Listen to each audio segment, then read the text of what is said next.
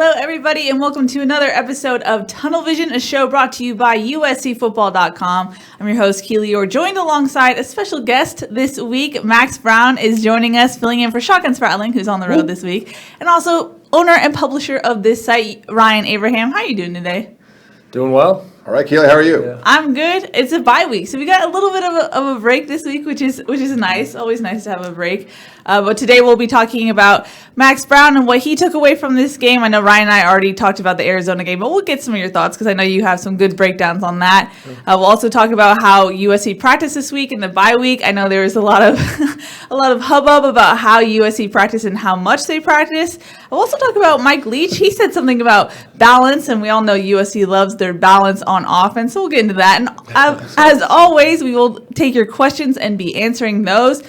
We're on a Trimulcast today. We're live on Periscope, YouTube, and Facebook. We'll be monitoring your questions. Periscope here. And answering them. But, guys, how are you feeling today? How's the bye week going for you guys? Probably a nice week for you guys. A little rest in the action. It's true. It's not too bad. Watching Max's videos, he's out there working out, doing all these things, so he's working actually. We're just kind of talking and stuff. It's not a big deal. No, it's good to be here. Yeah. Thanks for coming back. So Max Browne, we had him on a couple weeks ago. It was the preview of the Washington State game. So right when USC was 1-2, not the greatest, and we had a lot of Max Browne personal USC questions that time. So this is just going to be about analysis about the team and stuff. So if you go back and check that out, Max talked probably a lot of your questions you would have if you're like, oh, Max Browne's on. You can go check out that episode. It's up on YouTube. It's our Tunnel Vision Washington State preview. But Max does a great job. He has his own YouTube channel breaking down film from one game per week. And this week he happened to do Arizona and USC. And I thought it was really interesting kind of what you put in there. It was kind of like a lot of plays that looked like, that just looked like a run up the middle. And then he would talk about, there was a lot more going on and there are things that the quarterback could have done. Yeah, and if you're interested in that, just type in my name on YouTube or whatever platform you're on, just Max Browne. Browne is an E at the end. And then if my name doesn't show up right away, that first video should be one of my breakdowns, so check that out, and then it'll lead you to the channel. But yeah, it was fun breaking down some SC stuff, talked about where I think JT Daniels can grow, and then Arizona, where they're missing out on some big plays. Pac-12 fans are talking about Keely Eure. Is he injured? Is he not? So it was fun to dive into that. Yeah, for sure. So first off, we kind of dissected the game a little bit. What were your takeaways? It wasn't the best game for USC, the best ending for sure. Yeah. What were your main takeaways? On your video, you're talking about Arizona didn't really come out feeling good, and USC didn't come out feeling good. Yeah, they were just meh. A win's a win for SC. You're never gonna totally complain about that, but walking away, kind of scratch your heads we may have got away with one, or let them come back into it more than we should have. And then for Arizona fans, it's just not where they thought they would be with Kevin Sumlin beforehand and Keely Eure obviously coming back. But thoughts on the game, I thought it was exactly that, just meh. Great first half by SC, but allowed them to get back into it, and that's some turnovers there. Some penalties obviously were huge, but obviously areas to improve on. A win's a win, but as you move forward in the Pac-12 and you get some stiffer competition, if that exists in the Pac-12 South, but that'll be something else to shore up. I know as a team you don't consciously take your foot off the gas pedal in a game, but as far as sideline culture goes, what's it like when the mood kind of just dies if you're ahead of a team like that? Yeah, I think that's just human nature, right? When you're up, it just you take a deep breath, and that's what every coach preaches is stay on the gas, smell blood in the water, keep attacking. But that's human nature, I think, especially when you're playing an Arizona team who hasn't had a ton of success and you get up on them early. The tendency is to relax, but that's the difference between good teams and great teams, is the ability to stay on the gas pedal, and finish the deal rather than allowing them to creep back in. You're on the road, they get some momentum, and before you know it, it's a close ball game. The Keely Eure thing is one of the most exciting players in the country last year. And, new offensive coordinator, Nora Blazzoni, the ankle injury, things like that. Do you look at it as this is a scheme-wise a different thing? It's a decision by Keely Eure maybe not to run as much? Or is it just he's hobbled and he can't do what he was doing last year? Yeah, I think it falls into probably each of those buckets. You saw my video. It looks like he's hurt. It looks like he's operating hurt in terms of not pulling some of those zone reads. I mean, he's the most dynamic player on their offense. I feel like he should be, whenever it's a gray area, he should be pulling the ball. But I think when you step back, it is a scheme deal. I remember watching Arizona last year, and I was amazed by they're running zone read just about every single play, and week after week, teams can't seem to stop it. Different variations, but teams can't seem to stop it. Versus this year, it's a lot more pass heavy. It's a lot more. I mean, you talk about Mazzoni coming from the Johnny Manziel era. Like Johnny Manziel, they'd call drop back passes, and he'd just kind of run around. That's when he was the most dangerous. I think that's what they're trying to do with Khalil Tate. It hasn't worked out that way this year, but I think it's injuries. I think it's a new staff. I think. If you're an Arizona player, you start hearing the buzz about people complaining with, oh, we missed last year's staff. Where's Rich Rod? That type of stuff. That can't help anything either. But, definitely answers for Arizona to answer. As far as USC's bye week this week, you have a unique perspective because you were a player. You went through the grind of a regular season.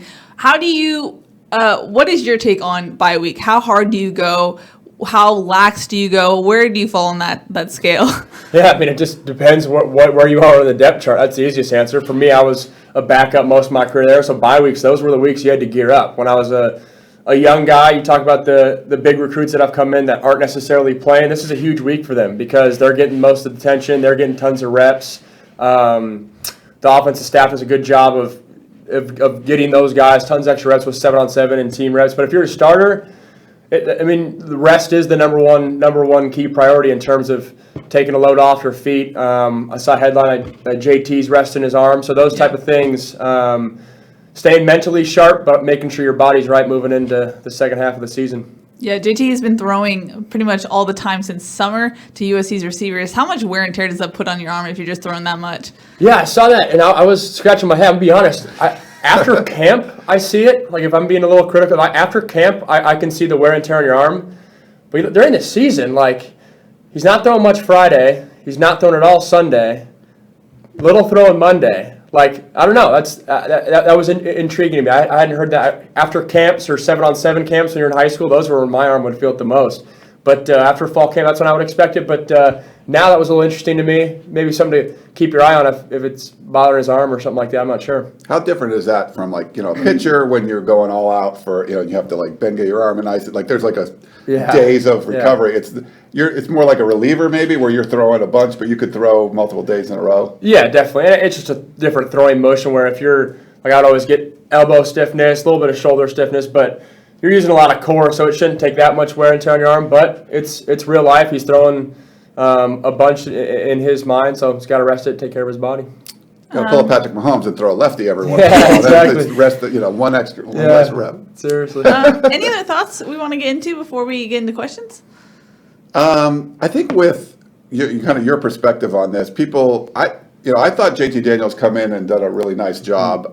I've almost felt like the coach. I know Dan would like to see him throw even more, but I almost felt like the coaches have kind of put too much pressure on him. Where, especially in the Texas game, dropping back 51 times. Everyone talks about you have to do a drinking game during a broadcast. A true freshman, you have to take a drink or whatever it is, or he should still be in high school. He'd be drunk by the end of the game. But I think that funny. What have you felt like? He's done. To me, it seems like, hey, he's done pretty good. For being thrown in there and not having spring football and all that kind of stuff. I totally agree. And then in my little breakdown, I was somewhat critical of areas he can grow with. But when you step back for a true freshman, it's realistically as good of a performance as you could have expected walking into the season. I mean, he should be in high school. Take a drink. But no, I mean. You're spoiled last year with Sam Darnold, first-round quarterback. So for him to walk in there, fill his shoes, and when I watch the game as a quarterback, I get zero sense of them protecting him or, we have to rely on the run game. I mean, that was the big message. Texas is they need to rely on the run game more. But, no, he's doing great. I think this second half of the season, he'll get more and more comfortable. He's seen every week he goes out there, he's seeing something new, but I think it's been as good as you could have expected for a USC fan or if you're a USC coach in terms of JT Daniels' performance this year. Awesome. Okay, well, let's go into questions. Brandon wants to know from us, what do we see as USC's biggest strength this season? Ooh, good point. To me, it's got to be the receiver position. When I watch, especially I was at the Washington State game, and then even with Arizona, some of those catches they're making, Pittman and Tyler Vaughns, they're helping. You talk about helping out a young receiver. The receiver position, they're rolling in 3 different slot receivers, all that could be elite, explosive guys. To me, the receivers stick out the most, and I think that's been a a solid foundation point for SC all year. We saw that a lot in the Washington State game, and just some of the other games they had. The chemistry hasn't quite been there yet. I mean, Amon-Ra St. Brown coming in as a freshman wide receiver to lead the team, and he's leading the team in receiving yards, I believe. I mean, that's pretty ridiculous. I think they've been a strength. I've liked the way the running backs have played when they've got in there, and we've seen different guys go off a little bit.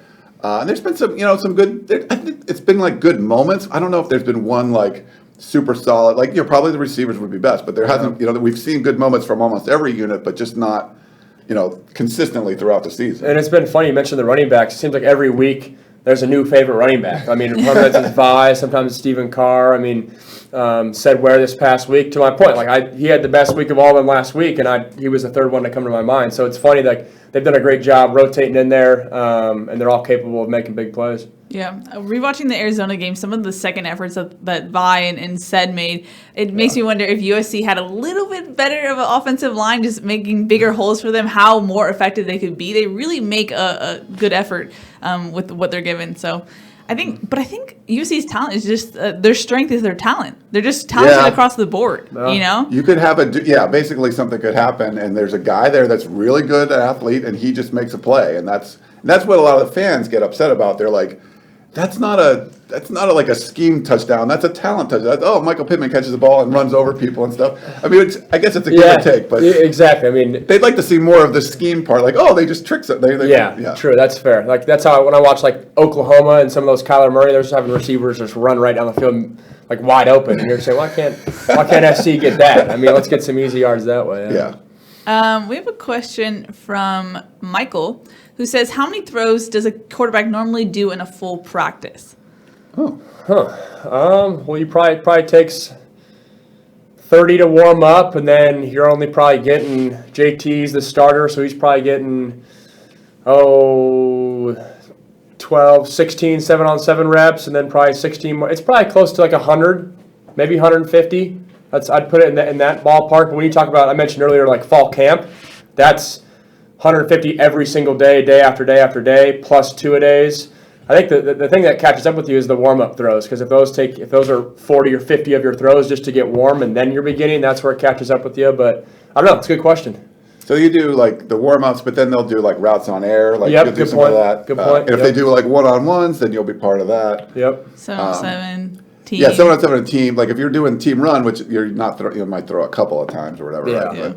But, we had a Periscope one. Sure, go for it. From Michael Castillo. Hey, Michael. Hey. What's up, Raymond Troy, man? He actually gave a good stat. So USC had 18 penalties for 169 yards, and I was listening to his. That's a lot. They actually had 24 penalties, so 6 of them were declined. At least that's what Michael was saying. So they had 24 total penalties, which is like ridiculous. He said, which freshman not named Amon-Ra or JT has been the most impressive this season? Talanoa Hufanga. He's starting now. He's basically the only other starter, right? Yeah. So I think he's been good. I mean, you want to count like redshirt freshmen like a Jay Tufele or something, or I don't know. But only 3 true freshman starters. I feel like that's a lot less than what it was when I was around. And he's only starting because they've lost a bunch of people at that free safety spot. So good question, Michael. Probably. I guess. Talanoa, he came in the spring. There's a lot of people above the depth chart, and then now he's the starting safety. That's hard to make up that mental ground. 100% expecting to maybe redshirt or be a special teams guy, and then now you're being required to cover elite receivers in the Pac-12. Yeah, 100% your first start is against Washington State, not the best. Exactly. Brandon wants to know, shouldn't the quarterbacks and wide receivers be using the bye week to get more chemistry? What do you think about that? I think that's yes. The answer is yes. But if JT Daniels' arm's bothering him, or if he feels like that's a priority, that outweighs chemistry way more in my mind. I think to me their chemistry's been pretty good all year in terms of fade balls. In terms of chemistry, the fade throws are probably the ones that take the most chemistry, and they've been pretty solid on those all year, especially in the Washington State game. So yes, but I think health takes priority. I think JT didn't have to throw that much against Arizona, which is kind of strange because Clay Helton was talking about, it's a hostile environment. You don't want to put too much pressure. I'm like, well, Texas was way worse. I don't know why you let them drop back 51 times in that one. But I think because they ran the ball so much that you didn't see as many connections with. But I think the Washington State game, if you look at that, when he had to throw the ball a bunch, then he looked like he was on the same page with Vaughns and Pittman. Like that seemed like it was really working. And if he can get all three of those guys going, I think you'll be all right. So we'll see. We'll see. I mean, definitely 3 important games in October for Pac-12 South, and I think they're going to need that chemistry there to make this really work. Mm-hmm. Yeah. We have a question on YouTube from Luis who says, I started the season very optimistic, but 5 games in, I'm losing that a bit. How many games do you really expect this team to win this year? I think they're going to win the South. I think they're going to win the South easily. For all the complaints and the disgruntled fans, I think they're going to win the South easily. I could see them, you got Colorado, Utah, Arizona State. I mean, I think 1, 2, 3, I think they'll win all those. I wouldn't be surprised if they go undefeated in the Pac-12 South. So whether that's 8 or 9 wins, I think that's realistic for all the uneasiness. I could see them getting to that exact spot. You could see it too. I mean, the Pac-12 South is literally the worst division in power. And I was listening to our buddy Bruce Feldman, his podcast the other day, The Audible with Stuart Mandel. He thought it might be the worst division in the playoff era. Wow. Because Colorado is the only undefeated team. Now we'll see. I think Colorado's got a legit offense. Montez is playing great. Steven Montez, the quarterback. Laviska Shenault is he's a stud. Yeah. And I love the running back, the transfer from Virginia Tech, who's just like a bowling ball dude. So we'll see what they do this weekend, and then of course USC will get them off the bye. Playing on the road at Utah is never easy. So this 3-game stretch, and then Arizona State, they're N'Keal Harry and Manny Wilkins. That's a really good combination. So we'll see. I could see USC going 3-0 in October, but 2-1 or 1-2, I don't think is out of the question either, depending on how they play. Then it's a whole different. Yeah, that's a good point, because when I watch Utah, I don't look at them as a bad team. They haven't pieced it together yet, but Utah on the road, that'll be tough. And then Colorado's probably got the most talent offensively in the McIntyre era. Maybe that's probably the case. So stopping them, but luckily they'll get them at home, so that'll be easier for them. The Utah offense just hasn't been I like Tyler Huntley a lot, but they just haven't been able to get it going. Moss is a playmaker, but their defense is legit, And when Gardner Minshew threw for 450 yards against that defense, it was the top. I think they were the top pass defense in the country, and he just carved them up. Yeah. Maybe that's a good sign for USC that they got carved up too. But those are all. USC has a 10-game winning streak in the Pac-12 South, which that's great. They haven't lost in over 2 years.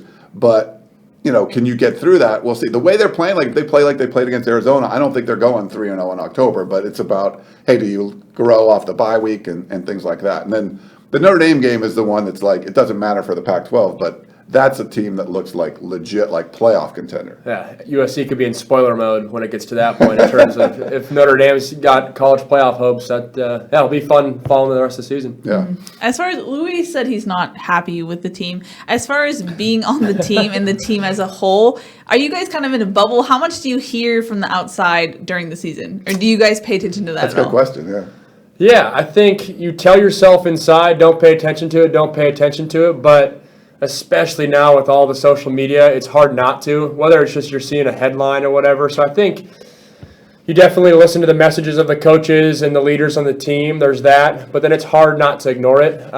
So they're definitely hearing the complaints and the uneasiness, but I think when you have guys like Cam Smith and Porter in the locker room, that I'm sure they're keeping it tight, keeping it together, but the things need to be fixed to take that next step for SC, and the players know that. It's not something new, but when media outlets are getting on them, it definitely can lead to some chaos. Do fans tweet at you "What, you guys stink," or what? Do you get a lot of that? It's just they can just stick to your guys' feet. We just hand lift for you guys. No, you definitely get a little bit, especially being the quarterback. You definitely get a little bit of that, but I think people love hiding behind their social media accounts.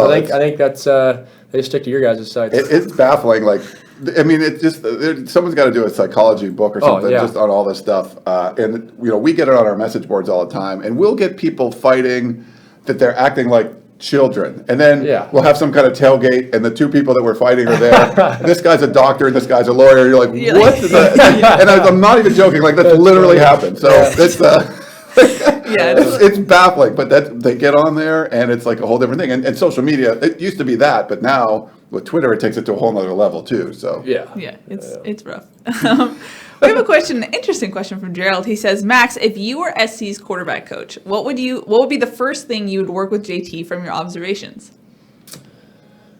I would say getting to his second and third progression. He's been great, or I would say third. He's been great getting first and second, staying within kind of what you learn when you install plays. He's great at getting 1 to 2, but then when things break down or things aren't totally clean or things aren't exactly perfect, getting to 3. I think getting to that third progression, maybe not taking those sacks, throwing the ball away, just that next level steps in terms of, okay, what's the difference between a true freshman quarterback and then a veteran quarterback? It's that right there, and can he speed up that transition? I think is what I would look at if I was a QB coach for the second half of the season. On your rewatch, did it seem like JT he would bail a little bit early in the pocket? Yeah, 100%. And check this out if you're he goes on the YouTube. video. Yeah. About two plays where he makes a great play. He's moving around in the pocket, finding guys. So it's a completion. It's not a negative play, but it's almost like his brain's moving too fast, which is totally understandable. Yeah. That's what you're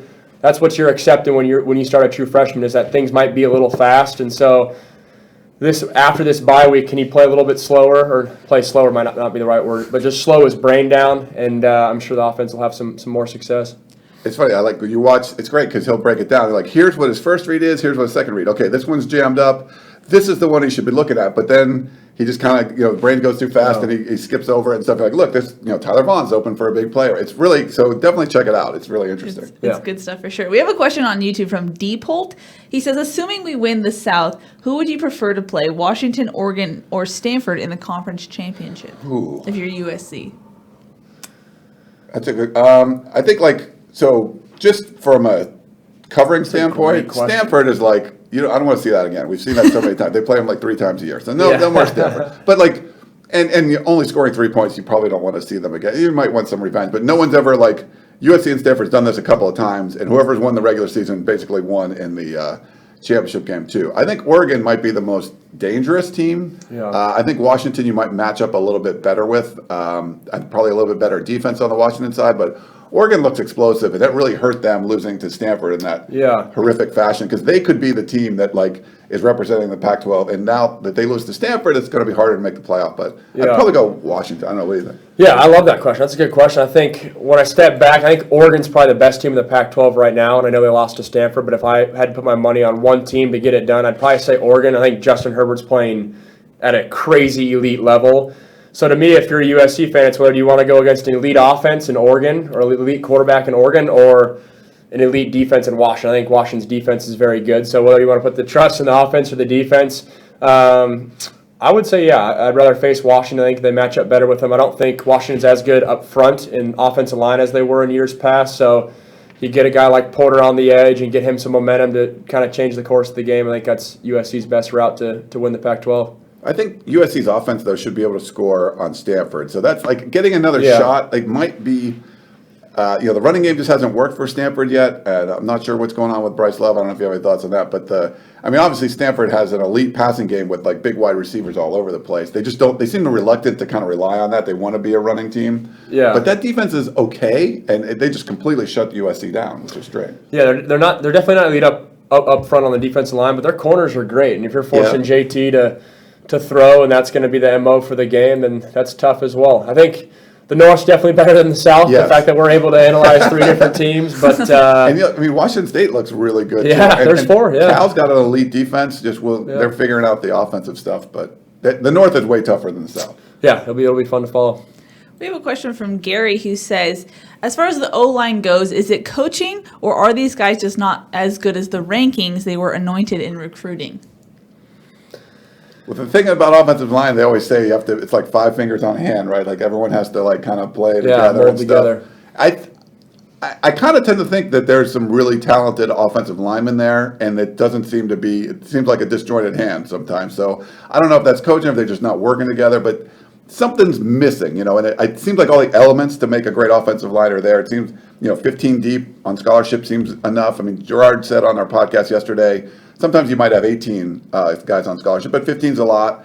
A lot of starting experience, the same system for the last 3 years. It just seems like they have the elements to make it a better unit, You're spot on. Yeah, I don't think it's one factor, but the talent's definitely there. I mean, when you talk about recruiting, they're getting the recruits.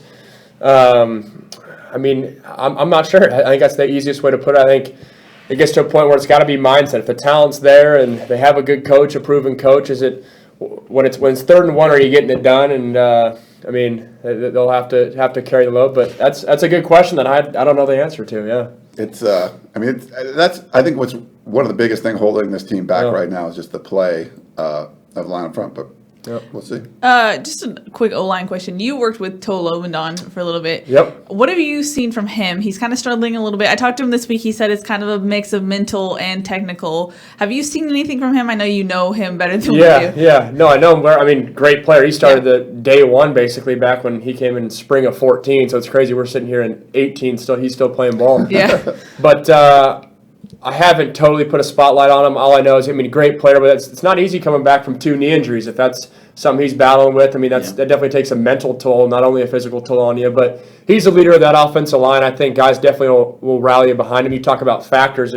Leadership's a big deal. Who's the leader of the offensive line? I think Toa's definitely the leader of that. So I'm sure guys are following his lead, but in terms of specific performance, nothing's really stuck out to me. It was weird because he had some snapping, and he was playing tackle, like he's moved position, so it's understandable. He's only had 3 career starts at center before this season, which is crazy. Yeah, but he's like he's the Swiss Army knife. He can play anywhere, and they put him in. He had some troubles in fall camp, but then, he was out the first game, right? He didn't play the first game, Yeah, he didn't play the first game. The next couple he was fine snapping, and then the last couple there have been some snapping issues. I must say the one where Tyler Vaughn's is yelling "stop, stop, stop" and JT, that's not on Toa. No, that's not. Because we practice that in practice of if there's 2 guys in motion, then any receiver, and it's usually the receiver that's the oldest because he's the most confident, yells like "stop, stop, stop," and then everyone has to get set. But when Toa hears JT yell "stop, stop, stop" when he's getting ready for a cadence, I mean, you can't expect the center to know the difference between like say go and stop, stop, stop when it's like in the road environment, I guess is the best way to say it. So that one's not on him in terms of Toa specifically, but that's just a tough scenario. That play in itself was just crazy because It's it weird. hit JT and came back straight to the O-line. The O-line had no clue where the ball actually was. And if you just look at Tyler Vaughn's, he was like, he just saw it. Exactly, and I knew exactly what happened when I watched that. The announcer said something about, they heard the coach trying to get a timeout in. I'm like, no, they didn't. It was just words that sound a lot alike, and it caught up with them on the road game. I think, though, Clay Helton saw it and was trying to get a timeout off, and the ref didn't see it. Yeah, that's not what Toa Lovendon. No. Exactly. Yes. We have another question from Brandon as far as the Arizona game goes. He says, how do you fix the penalties? I feel like we hear the players and coaches talking about it, but what do they need to do to actually fix it? Well, Clay put him in 3 categories this week, and he gave him there was a meeting and then practice and stuff. I'm not sure what you do, but it seems like you need some kind of repercussions. Like, if you get a penalty, then you're out of the game for a little while or something. That's your biggest, like, they can't dock you pay. You guys don't get paid or anything when you're in college, but your playing time is kind of what your currency is. Yeah, and I think the root of that is like, it comes back to like, are you missing classes? And everyone always says, oh, like, what are you doing off the field? But it's little stuff like that is doing the little things every single play in every aspect of your life. It adds up, especially when you're on a road game, conference play. But I would look at, is there a theme to the penalties? If it's false starts or that type of thing, then maybe crowd noise is the answer. But I'm sure they do that in practice anyways. If it's personal fouls, then that's just a strictly discipline deal. So I would try to find themes. But at the end of the day, if guys are playing hard, that's a fine line because you don't want if it's guys are holding or whatever and they're really trying to like finish a blocker, you don't want to take away their edge, but obviously penalties can't happen, so they got to shore it up. 24 flags. That's a lot of flags. Even for the Pac-12. A lot of yellow. A lot of yellow. They had to restitch the flags at halftime because they were getting too much use and then put it. Jay Johnson says, what happened to Isaac Taylor Stewart? Why didn't he travel to Arizona? And we also got another question about Port Augusta. It's a little injury update. So Isaac Taylor Stewart actually came to practice late on Tuesday, and he was on a scooter. He actually had a boot on his left foot. I asked Clay Helton about it. He said that it's a pretty severe ankle sprain. He didn't really go into how that happened. We're not sure. We didn't see it at practice at all. And then I asked, ITS has played 4 games, so I said, if it's a severe ankle sprain at this point, are you thinking about redshirting him? And he gave his classic, I don't have a crystal ball answer, so we'll see about that. As far as Port Augustine goes, he actually talked to the media yesterday, even though he wasn't practicing. He mentioned both his ankle and his knee. He said his knee is actually feeling pretty good, the best it's felt so far this season, so that's at least good for Port Augustine.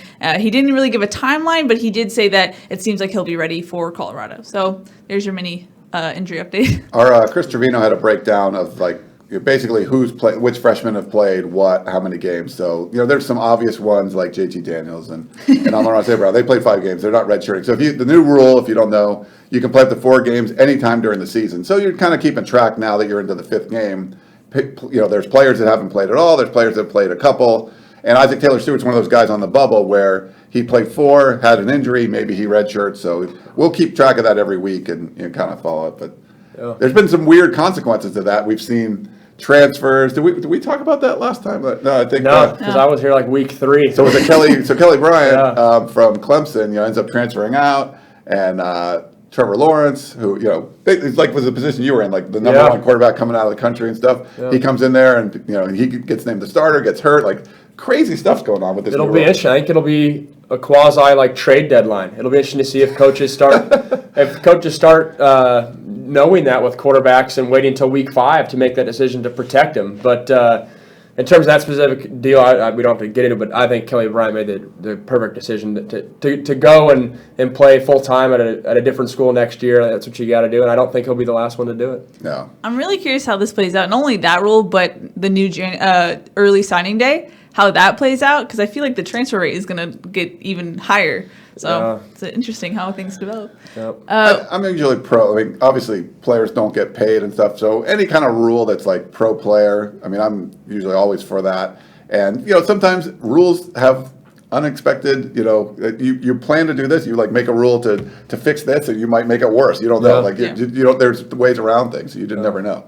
This is kind of a Ryan question, since you know how USC works with these issues. Adam says, Bubba Bolden is hanging out with USC coaches and players. What's the deal with that? Is he back? So it was actually Ronnie Bradford took the DBs to dinner 2 nights ago, and Bubba Bolden was there. So people are raising eyebrows a little bit. What's the deal with that? Yeah, we also had a Periscope one from Joe. Why did Bubba delete all his USC picks? So he put something on Instagram. You're more of an Instagram person than me, Keely. But where he was something about I'm coming back, and then deleted all of his USC pictures or other things. So I'm no crystal ball reader. I don't know. Whenever we always say this, when a university matter comes up, if it's something, Clay Helton's hey, there's a university matter now. Usually we never see those players again. So my guess, if I just had to guess, you're probably not going to see Bubba Bolden back. But I don't know. It was some weird social media stuff.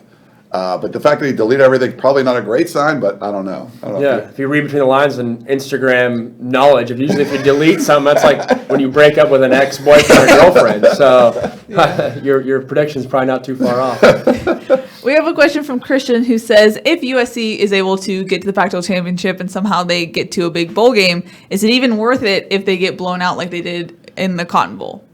That's the goal. You want to, obviously it's worth it, but that's where USC fans are they're having the biggest issue with is they love the big games. They love, Stanford was a big game and not scoring a touchdown, and Texas going on the road, and 11 years ago, and just getting blown out after a 14-3 lead.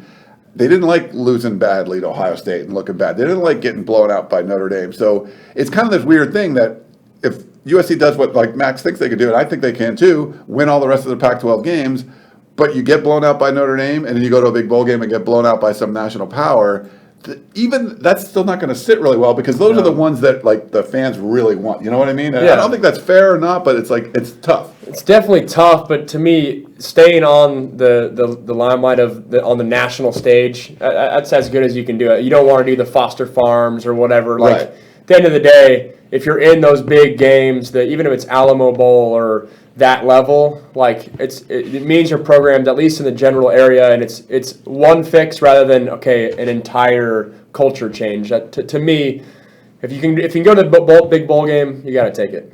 So. Jeff has a question about comparing Notre Dame to USC. He said everyone wanted Brian Kelly fired last year. Is there any resemblance to Notre Dame last year and SC this year?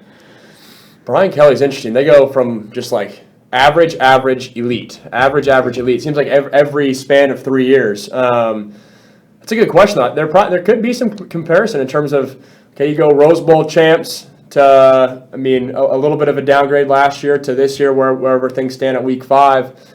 Yeah, I think that's not a bad comparison in terms of sometimes the pieces fall perfectly in place and other times not so much. Now he's been there. It's probably a better like Mark Richt kind of comparison because he's been there longer. He's been like 10 years. There's been rumors like, hey, maybe he would want to switch to USC and stuff. And it's one of those things where that's a long time to be somewhere, and you're always going to find problems with what's going on. But I think he's done a really nice job there. And then they made a quarterback switch, and they look like a really elite team. So yeah, you could always make comparisons. Like this coach was struggling this year. John McKay, the first couple of years, he was terrible. And then modern era, he might have been fired. And then he goes on to win a bunch of championships. But it is a different era right now. But I think the comparison is a little different because he's been there, a decade or so at Notre Dame. And if you're getting there and you're winning, like Mark Richt was winning at a high level, but not winning the SEC and not, going to the playoffs and stuff, that's where I think they kind of had issues. And that's probably similar with what Notre Dame. Now, they don't have a conference championship game. They can only go 12-0. If they go 11-1, they might be out of the playoff. 12-0, they're probably in. So I think there's a lot of pressure on him still going through. A lot of people expect them. That USC matchup late in the year, that'll be big. Yeah. For everyone at stake, for Notre Dame, for SC fans to get over the hump, for Notre Dame to get in the playoff. Yeah, the Pac-12 in general. Yeah. Well, speaking of which, Brandon says if USC loses badly to Notre Dame, does Clay lose his job? That's kind of what we were just talking about, where what if he wins the rest of his games and you lose to Notre Dame? It's like, how important is that? Yeah. The sense I get from like the general fandom and like the boosters you hear from behind the scenes is it's really important. But at that point, if you're like 9-3, it's hard to we've seen coaches get fired. Like who was the guy at Nebraska? Bo Pelini. I think he was like 9-3 and like won the division and got fired or something. Like it was something like that, But the sample size for him was a lot bigger. To me, when you step back, if you fire Clay Helton for this year, that's crazy. You talk about Cotton Bowl, Rose Bowl, and then under the scenario you just said, Pac-12 South champs that fired, that's crazy. I know people are upset, but the sample size is not big enough, to me at least, to make a change like that. Now that we're on the topic of Notre Dame, Frankie wants a way too early preview. How does USC match up against Notre Dame? That's really hard. You watch any of their games. I think this is a legit team. What they beat Michigan, they really rolled. You got to see them play Stanford and USC play Stanford. I think once they made the quarterback switch, just more of a thrower than Winbush was and stuff, but still athletic enough to make things move. It seems like he fits that offense really well, and they got a really tough defense. I know they had to replace some guys on the offensive line, but it's still that's a really good unit.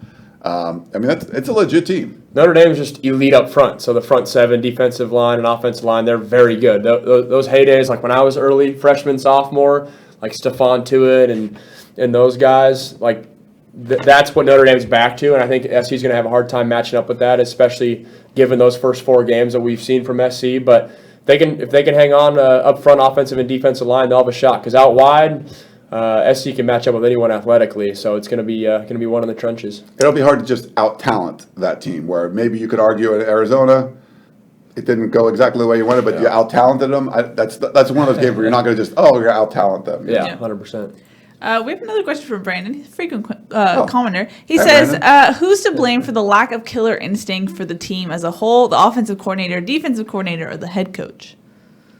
I guess you have to argue, is there a lack of killer instinct? I don't know.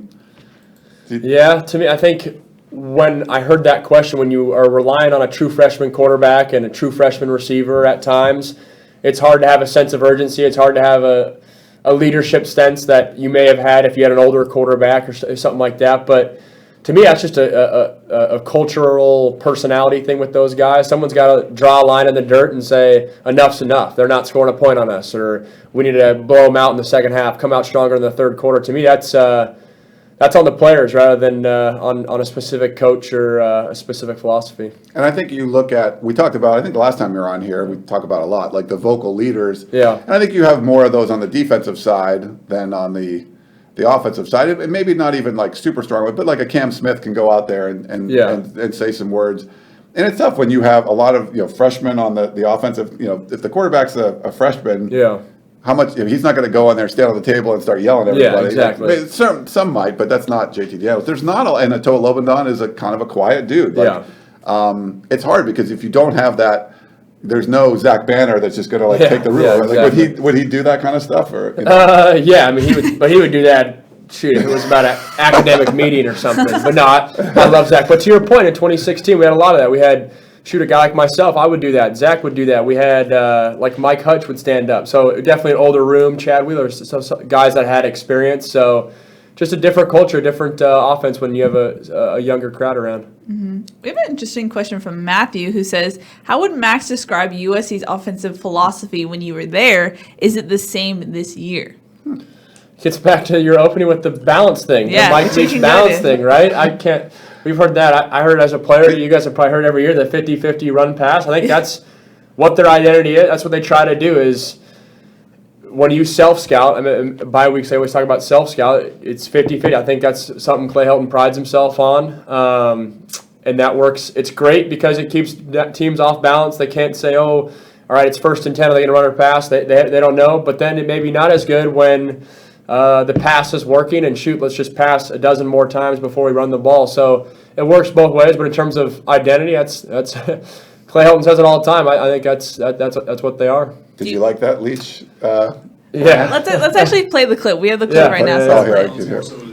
Who's touching the ball versus how they're touching it? I want all the positions to touch it. There's nothing balanced about 50% run, 50% pass, because that's 50% stupid. Now, what is balanced is when you have 5 skill positions. If all 5 of them are contributing to the offensive effort in a somewhat equal fashion, then that's balanced.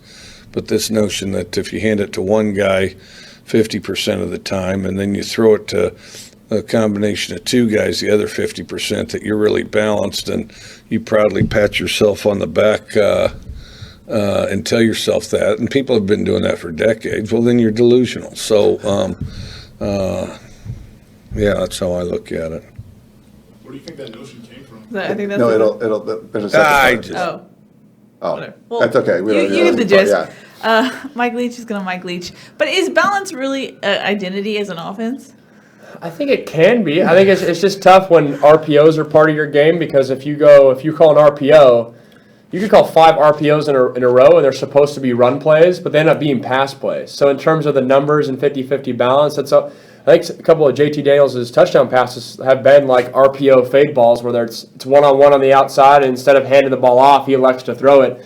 So trying to stick to that 50-50 number, I think there's some truth to what Leach said in terms of, is that really what you want to do, or do you want to make sure you're just spreading out the field and making sure everyone gets involved? I think, I don't know. What are your thoughts? Yeah, no, I think the second part of his thing he talked about, I love the wishbone. The wishbone was a great offense, but it was 95% run, which, I mean, it was a great offense like 70 years ago or something. I don't know. It was a long time ago. But I think he was trying to say it's not really about, I want to get half of these runs and then half of the throws. I want to get all 5 of my skill players. Every one of them can hurt you in whatever way. So if he has 2 running backs, then each one of them, or 1 running back and 4 receivers, maybe it's 20% for each receiver and 20% for the running back. But all of them, he's not worried about the numbers, but he wants to make sure that everyone can hurt you. And I think it's great. I love his offensive mind is great. That was awesome this week. And then the story about him when he was an assistant at Oklahoma. Dropping scripts on the field. Yeah, he dropped like a fake, came up with a full-on fake script for, Oklahoma was like not ranked and Texas was like highly ranked, and they were a big underdog. He lets a player like accidentally drop it, and they pick it up. And Tom Herman was actually on that Texas staff. He was a graduate assistant. It was a great story. ESPN did it. But this is the way Leach's mind works. I think it's funny. Yeah, and it worked for a while. Oklahoma was up 17-0 on Texas. They ended up losing, but he did his part to He tried. in a Leach fashion. Yeah. We have a tough question from Jeff. He says, what type of season going forward would it take for Helton to lose his job? I mean, we've talked about this ad nauseum at Game 5. We're already not even halfway through the season. It's so hard yet. to talk about it. Yeah. I know, but we keep getting questions. Is Helton even up for losing his job this season? I mean, he's 3 years in. Is this possible? If you go from like what happened to Coach O, I think it starts with your blowout loss to Notre Dame. If they have a blowout loss to Stanford, blowout loss to, no, I don't know if you would call it a blowout, but bad loss to Stanford, bad loss to Texas, and bad loss to Notre Dame. That's kind of what happened to Coach O back when he had that little gist there in 2014. Yeah, he was 13. He was 6-2 and just 6-2, but 2 blowout losses to the big games.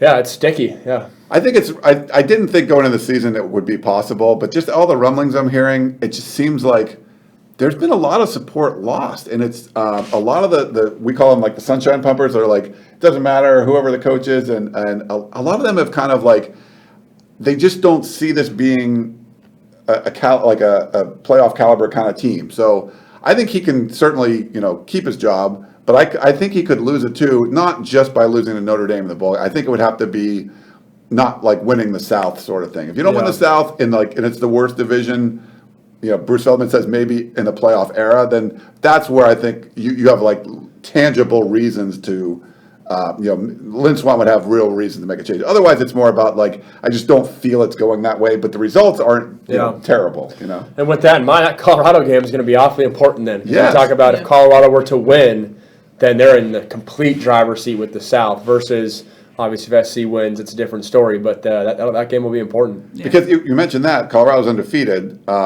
but Utah's already got 2 losses and they're playing a tough. I've heard they're playing this weekend. They'll beat people like you said. Tyler Huntley can play and playing in front of the Muss. If Utah gets games at home, they'll beat people. They'll upset people, but starting with that Colorado win will be huge. They're playing Stanford this week. So they've already played Washington State, and Stanford. So they could be 0-3. So that kind of eliminates them, but they haven't played any South games yet. And then Arizona, USC has the head-to-head. So, like Max said, like it's more than likely USC is going to win the South. Like even with a couple more losses, I think they could still win the South. Yeah, it's going to be up to Colorado. Can they stay the course? Obviously, UCLA was their first Pac-12 game. That's as easy as it gets. So can they stay the course moving forward? Yeah.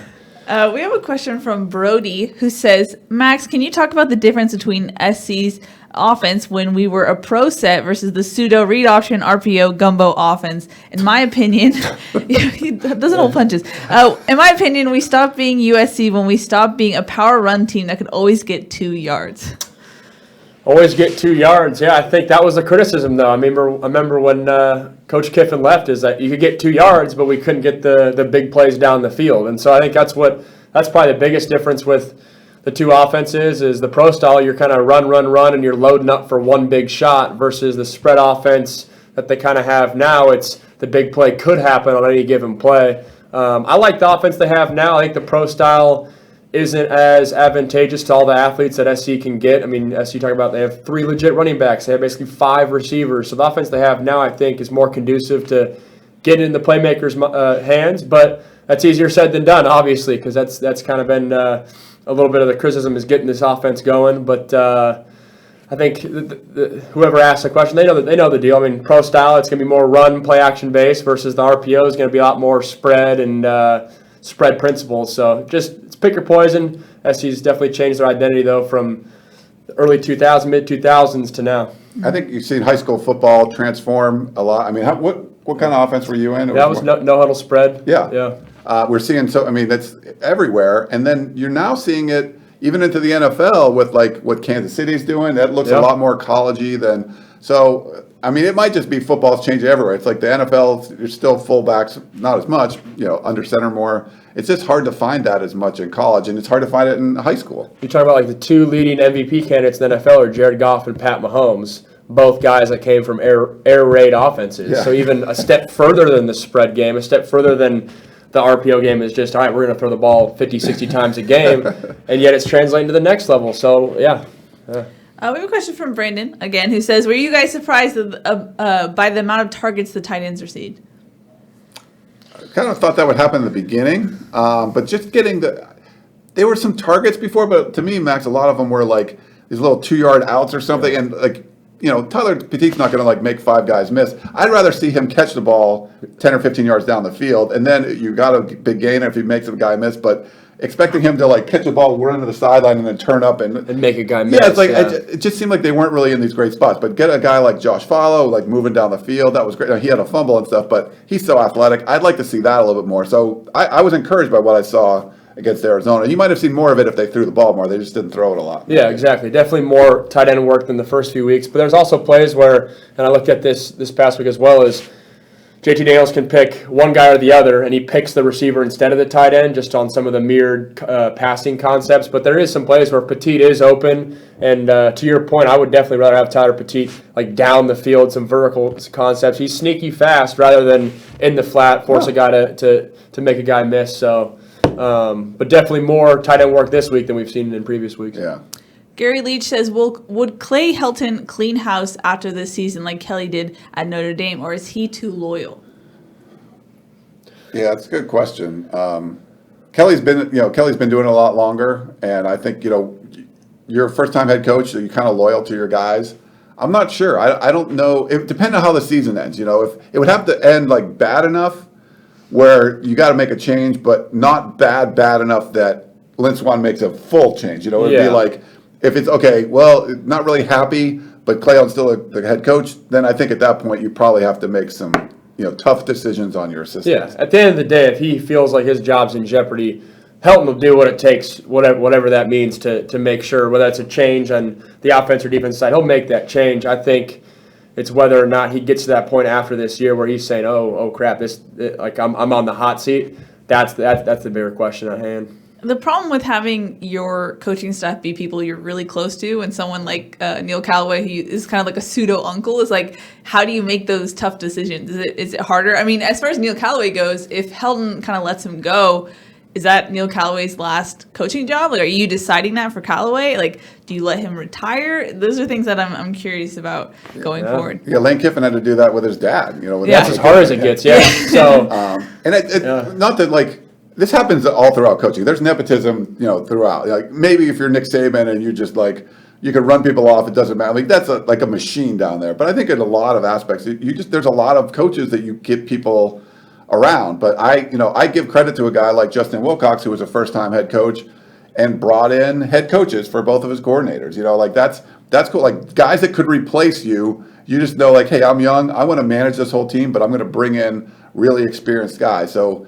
I would love to see Clay Helton do a little bit more of that. There's been some, if you're a first-time head coach, do you want a first-time offensive coordinator? I love T. Martin, but like maybe bring in someone that's been doing it for years. But that's everyone has their different philosophies. That's his. If the team doesn't finish all that strong, then maybe he has an opportunity to make some changes. Yeah. We have a question from Daniel who says, I heard a point on talk radio. The guy said the reason why USC fans and alumni will never again accept mediocrity is because Pete Carroll showed the blueprint on how to win and win big at USC. What do you guys think? I think almost to a fault. To a fault, definitely. But I think that's kind of LA fans in general, right? When you talk about Lakers, it's when are we back to the Golden State Warriors level? It's kind of every team. With the Dodgers, same way. Okay, we're late in the playoffs every year, but we can't win a World Series, and the standard's just so high versus, I'm from Seattle where we make playoff appearances, like people are stoked. So it's just a different level, a different standard. But Keely, to your point, almost to a fault. Like those were some of the glory years from 2003 to 6 or 2 to whatever it was, 9, I guess, that huge segment.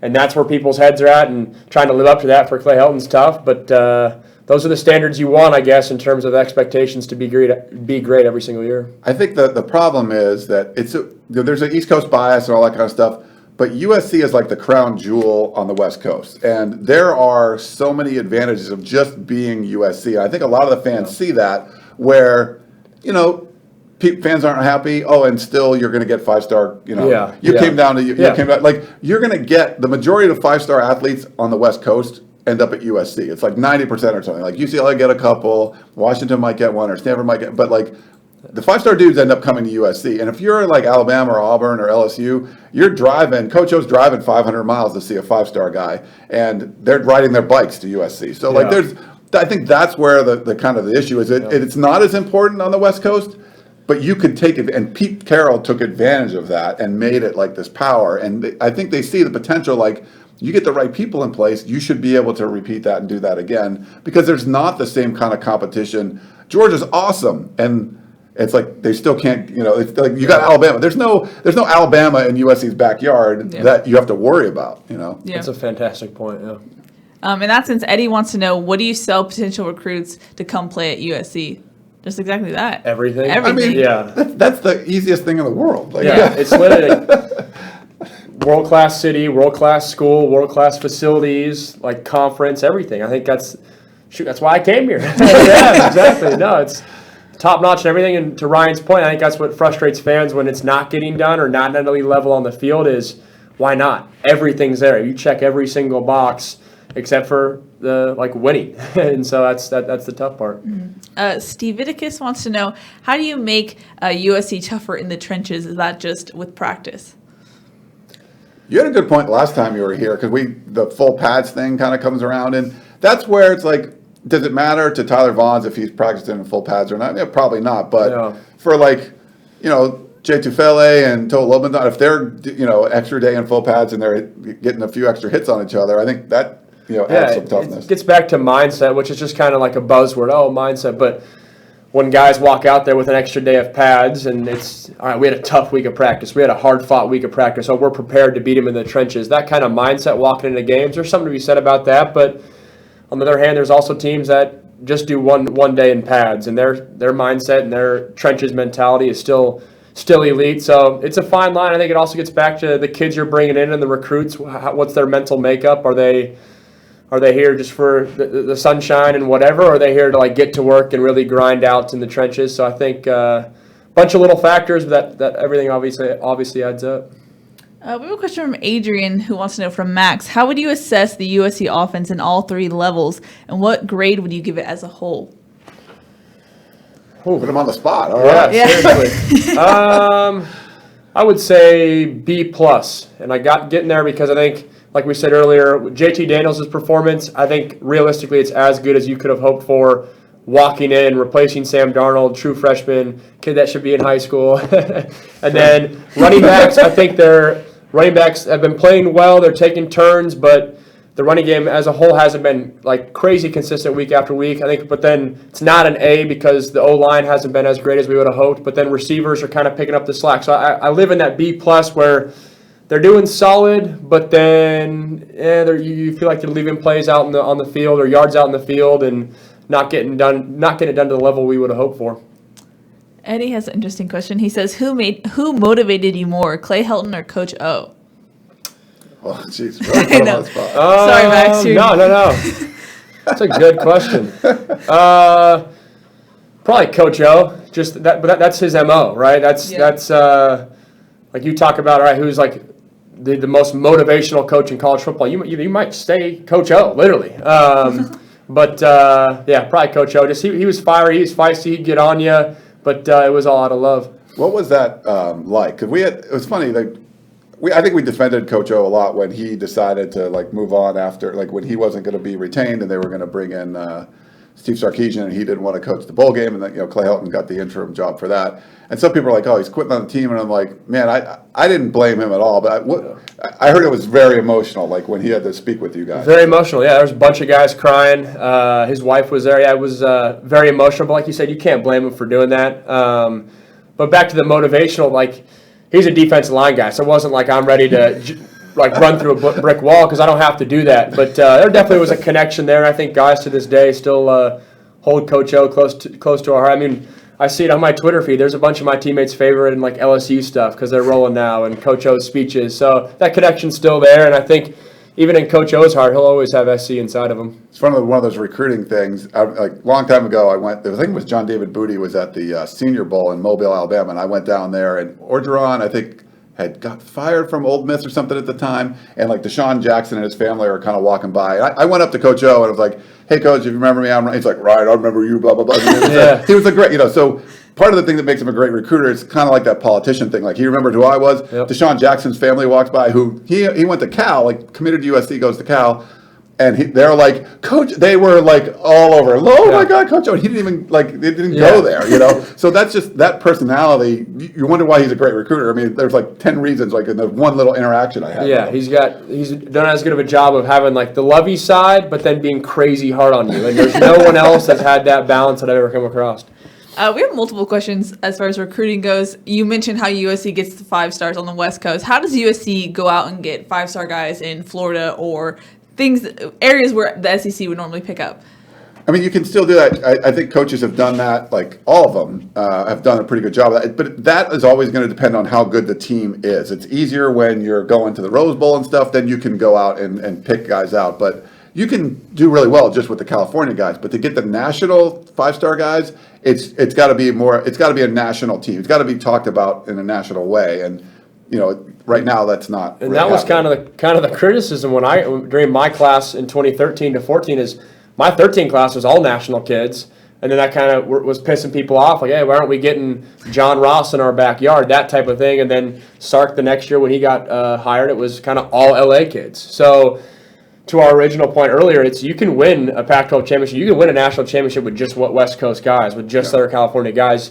Do you need to go out and get national guys? That's always a question that those recruiting directors have to answer. Yeah, Max's class, it was number 1 in the country, and then Lane went 7-6, and then it's like lost guys like Jalen Ramsey and exactly. Eddie Vader was a California guy, but like Matthew Thomas and just national guys that ended up having big careers and went elsewhere. So when USC was 10-2 and beat Notre Dame on the road, beat Oregon on the road, Chip Kelly and all that stuff, they were preseason like number 1 or whatever, and they put together, Lane Kiffin put together a great national class. But when that season fell apart, then the class fell apart too. So if it was a more local class, it probably wouldn't have fallen apart. So there's risk reward with that, but you have to be at an elite level to get those guys most of the time. Yeah. As far as linemen go on both sides of the ball, how much of a difference does it make if you recruit guys outside of California? I feel like sometimes they're made a little bit differently. Definitely made a little bit differently. It depends where you're coming from, but there's no correlation. There's no, you're getting a guy from the South, he's going to be crazy tough. No, Yeah. I mean, I've seen it both ways. I've seen get a kid from the South, and there's a reason he's coming out to Southern California, because he doesn't really want to have the SEC style ball. So I think it's a fine line. Yeah. That's an interesting point. But That's a really good point. But that point is something if you're recruiting a kid from Georgia and he plays offensive tackle, why is he not going to Georgia or Alabama or Florida? Why is he coming out to SC? Those are questions that you kind of have to keep in the back of your mind. But that's probably the only correlation point that I can think of in terms of national recruiting, especially offensive and defensive linemen. And Gerard kind of makes the point a lot that sometimes if you're recruiting linemen in California, that every once in a while there's a Rasheem Green that comes out who looks like a 5-star guy. He looks like he's going to be in the NFL. And there's other guys that are like the Chad Wheelers, who was 255 pounds at Little Santa Monica High School or whatever, and you have to project him and develop him. So there's a little bit more maybe kind of development on, you don't see as many 300-pound, 6'5", run a 4.7 defensive linemen that you maybe see in Louisiana or something. You don't see as many in Southern California, but they can become that. You just kind of have to project it a little bit. Yep. All right, we've reached the hour mark. Oh. If anyone wants to get their final last burning questions, and you can. Any final thoughts from you guys? I mean, special thanks to Yeah, Max for Max. coming out here. Love being here. Yeah. What is so you're still working out, so we talked about this last time, so Yeah. still, there's playing aspirations are still there, so that's Playing aspirations still there, throwing at 2 o'clock right after this. So with Darian Clark, actually, former USC basketball player. But yeah, he was at the pro, wasn't he at the pro? Yeah. day? yeah, pro day. So working out with him and a few other guys. But still trying to play. Got hurt last year at Pitt, so still kind of getting back from that, trying to get back to full strength. Coming up on a year since surgery, but still playing in the meantime, doing some of the media stuff, and it's been fun joining you guys. Yeah. People have wondered, would you go into coaching at all?